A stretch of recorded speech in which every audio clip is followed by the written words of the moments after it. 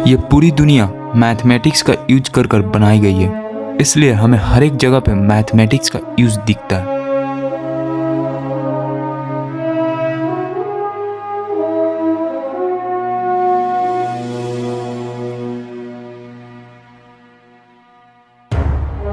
Nature में pattern होता है जो कि नेचर हर एक जगह पे फॉलो करता है, और ये सभी पैटर्न्स मैथमेटिक्स से ही होता है। सभी जगह पे मैथमेटिक्स का सेम रूल ही चलता है। सिर्फ मैथमेटिक्स को स्टडी कर कर पूरे ब्रह्मांड के सीक्रेट को ढूंढा जा सकता है। ऐसा ही कुछ निकोला टेस्ला ने किया था।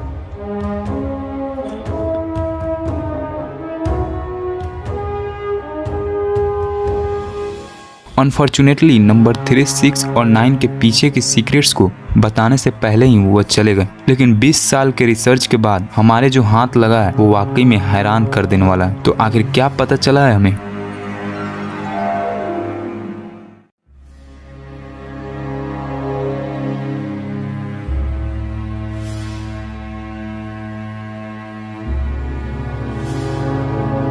सभी जीव जंतु एक सेल से ही बनना शुरू होते हैं। स्टार्टिंग में 1 सेल डबल होकर 2 सेल में कन्वर्ट होता है, और फिर 2 सेल डबल होकर 4 सेल में, फिर 4 सेल डबल होकर 8 सेल हो जाता है, और ये प्रोसेस ऐसे ही चलते रहता है, और फिर एक बड़ा सा जीव का निर्माण होता है। तो अगर हम इस प्रोसेस को मैथमेटिकली समझे तो हमें ये सीक्वेंस मिलता है।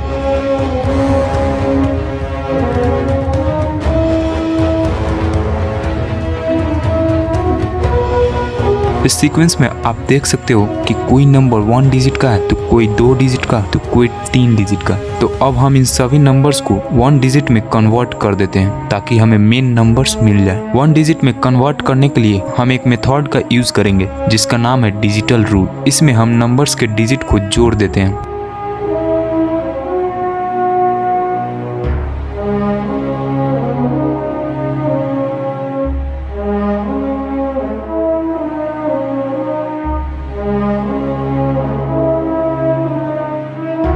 अब हमें जो नंबर मिल रहा है उस पर गौर कीजिए।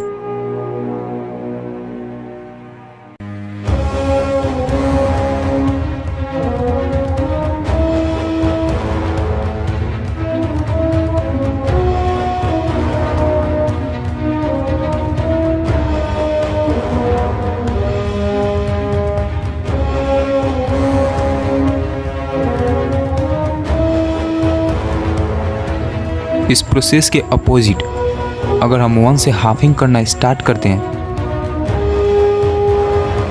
और फिर आए हुए नंबर्स को रिड्यूस कर देते हैं, तब भी हमें यही नंबर्स मिलते हैं।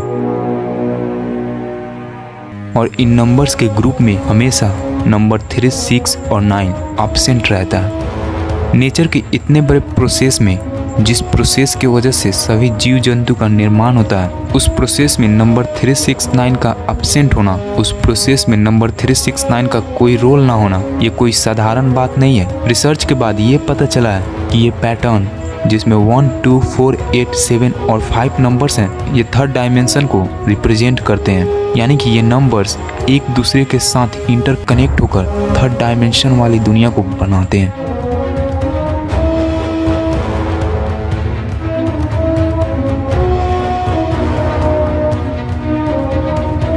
इस फिंगरप्रिंट में इन नंबर्स के बीच में जो ऑसिलेशंस दिखाया गया है वो ये रिप्रेजेंट करता है कि एनर्जी कभी भी डिस्ट्रॉय नहीं होती है, बल्कि एक फॉर्म से दूसरे फॉर्म में कन्वर्ट होती रहती है। इस पैटर्न में 3, 6 और 9 इसलिए नहीं है क्योंकि 3, 6, 9 थर्ड डायमेंशन से भी हायर डायमेंशन वाली दुनिया को रिप्रेजेंट करते हैं। जब हम 3, 6 और 9 से डबलिंग करना और हाफिंग करना स्टार्ट करते हैं, तब हमें कुछ अलग ही देखने को मिलता है।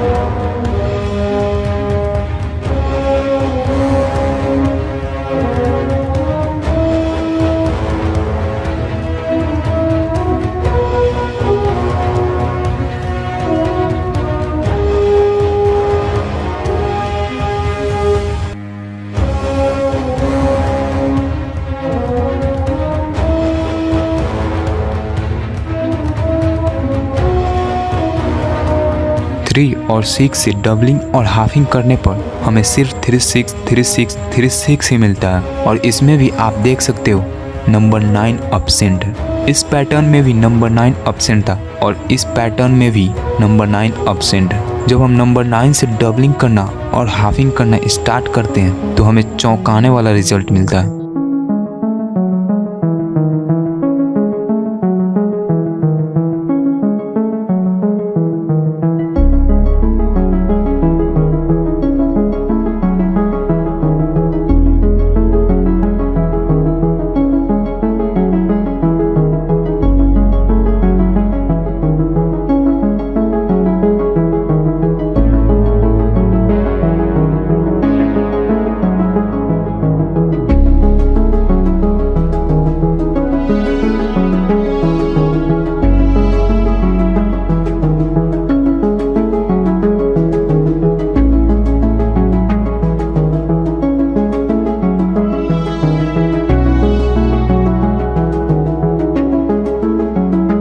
हम सब ये बात जानते हैं कि सर्कल में 360 डिग्री होता है, लेकिन आखिर क्यों? जब हम फुल सर्कल को बाइसेक्ट करना स्टार्ट करते हैं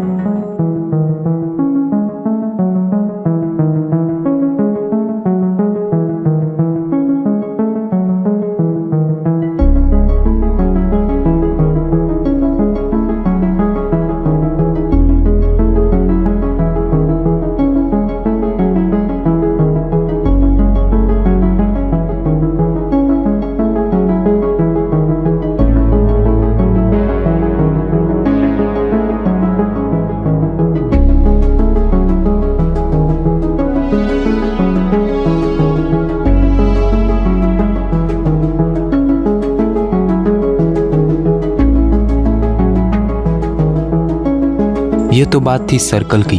अब हम पॉलीगन्स की बात करते हैं। आपको तो पता ही होगा कि एक ट्रायंगल का सभी एंगल्स का सम 180 डिग्री होता है। तो इसको जब हम रिड्यूस करते हैं तो हमें नंबर 9 मिलता है। सेम इसी तरह से रेक्टेंगल का भी सभी एंगल्स का सम 360 डिग्री होता है और इसको भी रिड्यूस करने पर 9 ही मिलता है। और पेंटागन का भी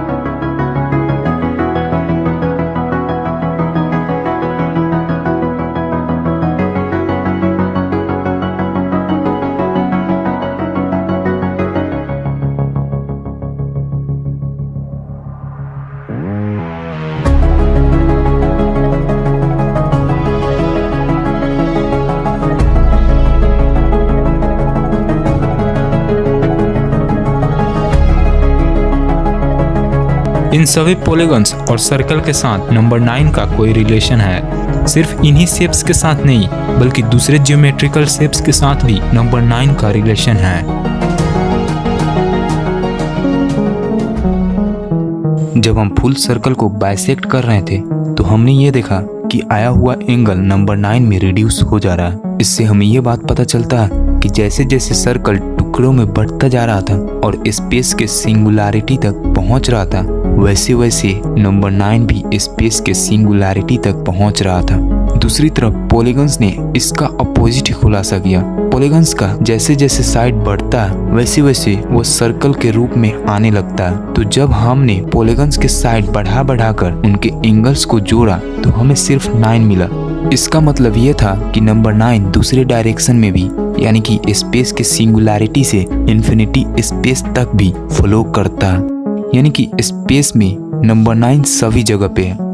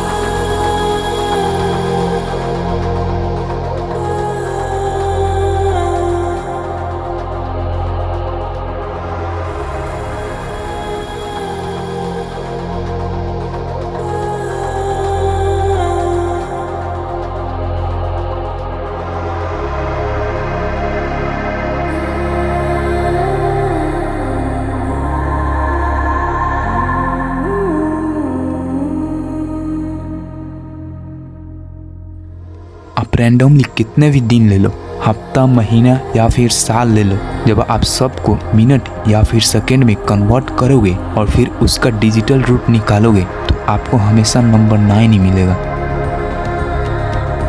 नंबर 9 स्पेस टाइम दोनों में प्रेजेंट है।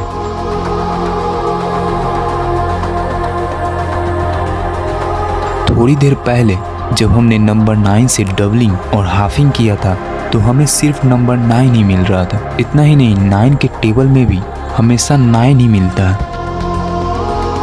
ऐसा इसलिए क्योंकि नंबर 9 नेचर में एक्सिस की तरह काम करता है, हर एक जगह पे ये मेन रोल निभाता है।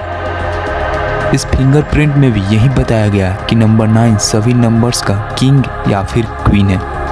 नंबर 9 3 और 6 को कंट्रोल करता है। नंबर 3 इस फिंगरप्रिंट के राइट साइड वाले नंबर्स 1, 2 और 4 को कंट्रोल करता है और नंबर 6 इस फिंगरप्रिंट के लेफ्ट साइड वाले नंबर्स यानी कि 8, 7 और 5 को कंट्रोल करता है। यानी कि सभी नंबर्स नंबर 9 के निगरानी में ही पूरे ब्रह्मांड को बनाते हैं। नंबर 9 पूरे ब्रह्मांड में मौजूद एनर्जी, वाइब्रेशन, मोशन और फ्रीक्वेंसी का सोर्स है। सभी चीजें इसी के वजह से एग्जिस्ट करता है।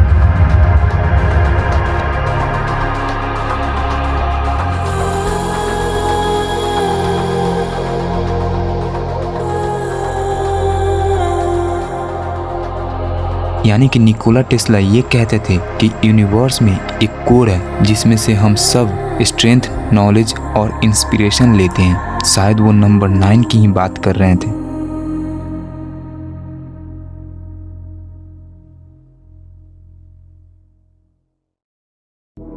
ब्रह्मांड की ज्यादातर शक्तियाँ 2 पेयर में काम करती हुई दिखाई देती है, जैसे कि अर्थ का मैग्नेटिक फोर्स। इसमें सिर्फ नॉर्थ और साउथ पोल ही होता है। सालों से हम 2 तरह की शक्तियाँ को भी जानते हैं, एक अच्छी और एक बुरी। असल में ये सब एक छलावा है। 2 पेयर में कोई भी शक्ति काम करती ही नहीं है, सब कुछ 3 के पेयर में होता है। मैग्नेट्स में 2 पोल्स तो होते ही हैं, लेकिन सिर्फ इन 2 पोल्स की वजह से मैग्नेट काम नहीं करता, बल्कि इसमें एक तीसरा चीज का भी रोल होता है। इसका पोल्स 3 और 6 को रिप्रेजेंट करता है और मैग्नेट का एक्सिस नंबर 9 को रिप्रेजेंट करता है। नंबर 9 ही 3 और 6 को पावर देता है, यानी कि मैग्नेट्स का एक्सिस ही पोल्स को पावर देता है, तभी पोल्स काम करते हैं।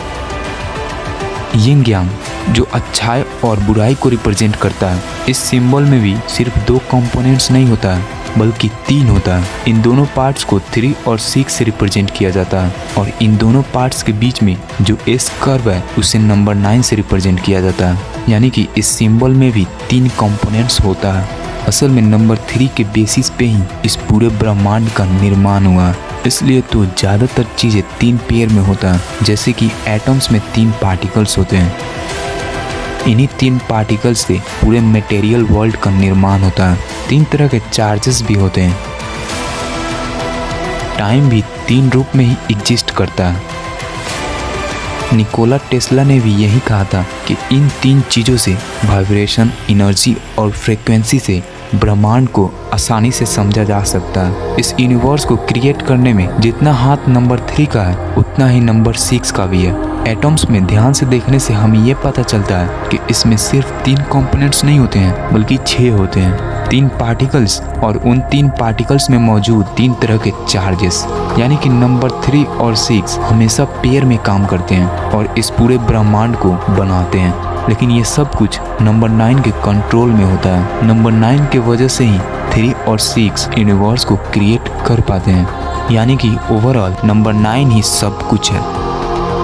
ये सब कुछ प्रतीत तो होता है, लेकिन साथ में ये कुछ भी नहीं है। मेरा मतलब ये है कि नंबर 9 सभी जगह पे मौजूद तो है, सभी चीज़ों में इनकोडेड तो है, लेकिन साथ में ये कहीं पर भी है ही नहीं, ये एग्जिस्ट करता ही नहीं है। यानी कि नंबर 9 0 के समान है। इसका आपको प्रूफ चाहिए तो ये देखो, कोई भी एक नंबर लीजिए जिसमें नंबर 9 या फिर 0 डिजिट के रूप में मौजूद हो।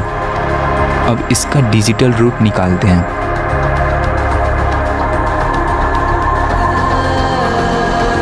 अब हम इस नंबर में थोड़ा सा चेंजिंग करेंगे। मान लीजिए नंबर 9 0 के समान है, तो इस नंबर में हम 9 के जगह पे 0 लिख देते हैं और इसका डिजिटल रूट निकालते हैं। हमें सेम डिजिटल रूट ही मिला। ऐसा उन सब नंबर्स के साथ होता है जिसमें नंबर 9 या फिर 0 डिजिट के रूप में मौजूद होता है। 9 को 0 से रिप्लेस करके डिजिटल रूट निकालो या फिर 0 को 9 से रिप्लेस करके डिजिटल रूट निकालो, आपको हमेशा सेम डिजिटल रूट ही मिलेगा। आपको तो पता ही होगा कि 0 को किसी भी नंबर से मल्टीप्लाई करते हैं तो हमें 0 ही मिलता है। सेम नंबर 9 के साथ भी होता है। 9 से आप किसी भी नंबर को मल्टीप्लाई करके रिड्यूस करोगे तो हमेशा नंबर 9 ही मिलेगा। इन सभी बातों से ये वेरीफाई होता है कि नंबर 9 0 के समान है और इनमें ज़्यादा अंतर भी नहीं है। इसका मतलब ये हुआ कि नंबर 9 सच में सब कुछ को रिप्रेजेंट करता है। बिग बैंग से पहली वाली दुनिया जब कुछ भी नहीं था उसको भी नंबर 9 रिप्रेजेंट करता है और बिग बैंग के बाद वाली दुनिया जहाँ पे सब कुछ है इसको भी नंबर 9 रिप्रेजेंट करता है। ब्रह्मांड में दो तरह की एनर्जी होती है, मेल एनर्जी और फीमेल एनर्जी। इन दोनों एनर्जीज को हम ट्रायंगल से रिप्रेजेंट करते हैं। बस अंतर इतना ही होता है कि मेल एनर्जी वाला ट्रायंगल ऊपर की ओर पॉइंट करता है और फीमेल एनर्जी वाली ट्रायंगल नीचे की ओर पॉइंट करती है। हिंदू धर्म में 3 मेन गॉड्स होते हैं। इन 3 गॉड्स को हम मेल एनर्जी वाले ट्रायंगल से रिप्रेजेंट करते हैं। वहीं दूसरी तरफ 3 मेन गॉडेस होती है जिन्हें हम फीमेल एनर्जी वाले ट्रायंगल से रिप्रेजेंट करते हैं।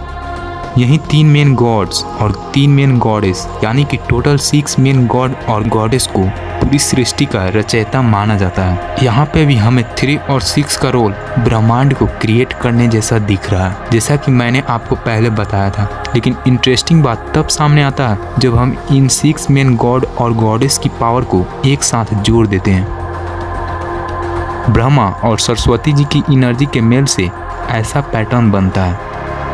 विष्णु और लक्ष्मी जी की एनर्जी के मेल से ऐसा ही पैटर्न बनता है। शिव और पार्वती जी की एनर्जी के मेल से भी यही पैटर्न बनता है। इन पैटर्न्स में आप देख सकते हो कि 6 ट्रायंगल बन रहे हैं। तो जब हम सभी 6 मेन गॉड और गॉडेस की पावर को एक साथ जोड़ देते हैं तो हमें टोटल 18 ट्रायंगल्स मिलता है जो कि नंबर 9 में रिड्यूस हो जाता है।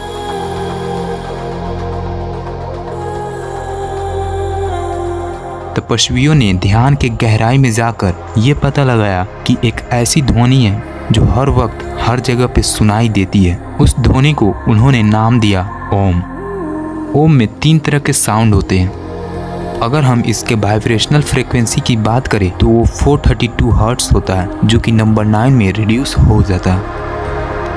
स्वास्तिका को एक पवित्र सिंबल माना जाता है जो अच्छाई को दर्शाता है और बुरी शक्तियों से बचाता है। इसके बनावट में हर एक जगह पे नंबर 9 मिलता है।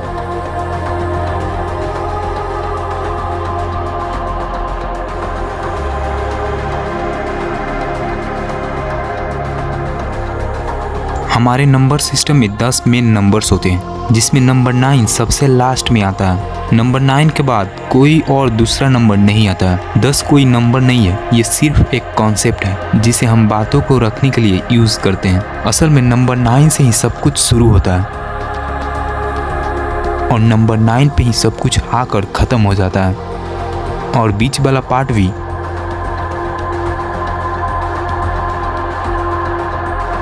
नंबर 9 का ही रूप होता है।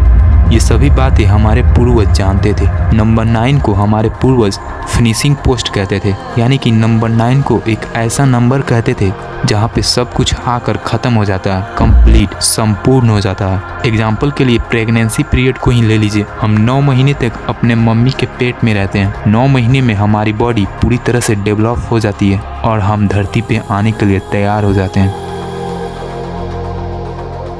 हमारे पूर्वज नंबर 9 के इम्पोर्टेंस को समझते थे। वैदिक मैथ में भी नंबर 9 का इम्पोर्टेंस को बताया गया है। ये भी बताया गया है कि नंबर 9 कैसे 0 के समान है। एंशिएंट इजिप्शियन, पाइथागोरियंस और कुछ मिस्ट्री स्कूल्स नंबर 9 के इम्पोर्टेंस को स्कूल्स में पढ़ाया करते थे। सिर्फ नंबर 9 के इम्पोर्टेंस को ही नहीं बल्कि नंबर 3 और 6 के इम्पोर्टेंस को भी हमारे पूर्वज जानते थे और इसका सबसे बड़ा प्रूफ हमें इजिप्ट से मिल जाता है। Pyramid of Giza. यहाँ पे 3 बड़े पिरामिड्स तो हैं जो 3 ओरियंस स्टार्स के साथ कोरिलेट करते हैं। लेकिन साथ में यहाँ पे 3 छोटे पिरामिड्स भी हैं, यानी कि यहाँ पे टोटल 6 पिरामिड्स हैं, जिन्हें 3 के रेशियो में साइज छोटा कर कर और बड़ा कर कर बांट दिया गया है। बोरोमेन रिंग्स ये एक ऐसा सिंबल है जिसमें 3 रिंग्स होता है। अगर इसमें से एक रिंग को निकाल दिया जाए तो बाकी के 2 रिंग्स अपने आप अलग हो जाते हैं। इन तीनों रिंग्स में से 2 रिंग्स तभी एक दूसरे के साथ कनेक्टेड होते हैं जब हम तीसरे रिंग को भी ऐड करते हैं। ये एक एंशिएंट सिंबल है जिसका यूज हमारे पूर्वज 3 के पावर को दिखाने के लिए करते थे, यानी कि हमारे पूर्वज 3, 6, 9 के इम्पोर्टेंस को जानते थे। लेकिन सवाल अब ये उठता है कि अगर हमारे पूर्वज 3, 6, 9 के बारे में जानते थे तो हमें इसके बारे में तब क्यों पता चला जब निकोला टेस्ला आए? उनसे पहले हमें 3, 6, 9 के बारे में पता क्यों नहीं था?